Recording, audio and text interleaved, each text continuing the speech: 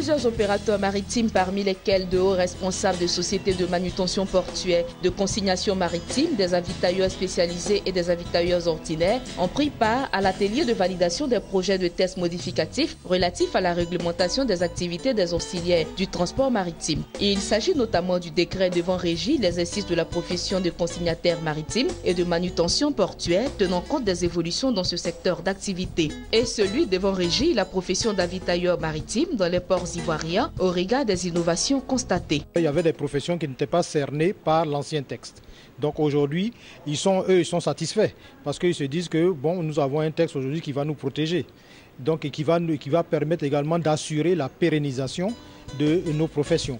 Il est bon de souligner que la validation des projets de tests modificatifs relatifs à la réglementation des activités des auxiliaires du transport maritime a donné lieu à de chaudes discussions entre acteurs comme pour témoigner de l'importance pour les professionnels du secteur maritime du consensus autour des modifications.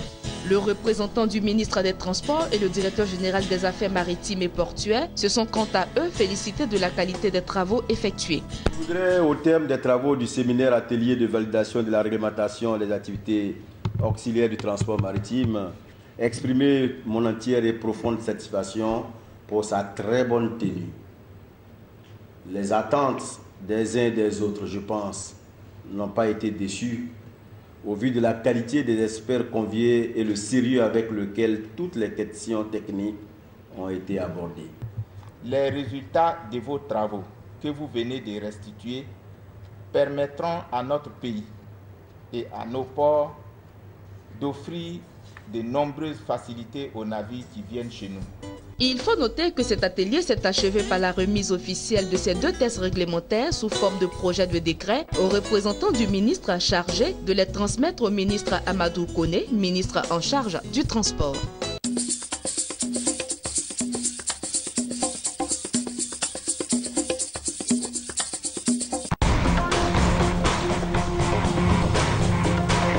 Business 24, votre chaîne d'information économique, 24 heures sur 24.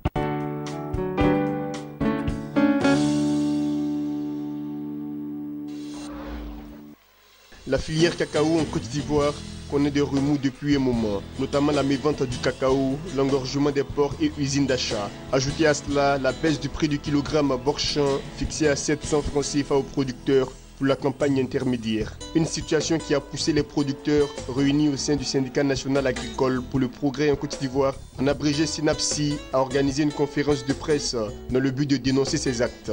Entre autres, la non-clarification sur le fonds de réserve pour la stabilisation de la filière. Et c'est par la voix de leur avocat qu'ils ont choisi de se faire entendre.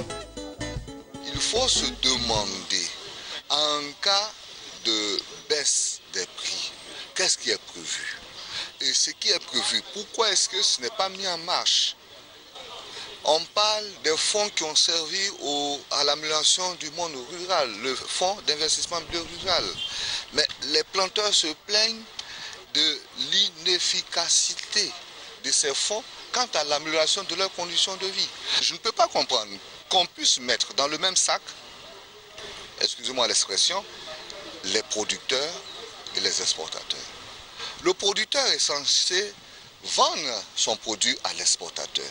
Mais quand le producteur et l'exportateur se retrouvent en même temps sur le même terrain, ça cause problème. Dans la filière coton anacarde, ce n'est pas le cas. Ne peut pas être à la fois acheteur et exportateur. Ça, c'est une bonne réforme.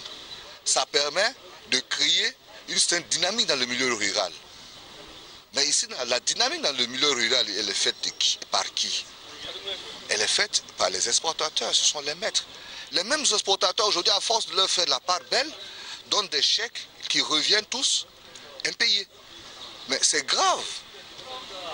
Comment pouvez-vous comprendre qu'un paysan qui a passé 12 mois et qui attend son salaire, qui à la fin, par un exportateur agréé, mandaté par le Conseil Café Cacao, vous pensez que c'est sérieux? Il faut que les choses changent. Le SYNAPSI entend présenter des requêtes d'audit dans le but de faire valoir ses droits et ses intérêts, ainsi que ceux de ses membres, mais également instruire une assignation visant le Conseil du Café Cacao et les exportateurs agréés devant les juridictions ivoiriennes. Nous n'avons de voie que la voie judiciaire. Et je suis fermement attaché à la justice de mon pays.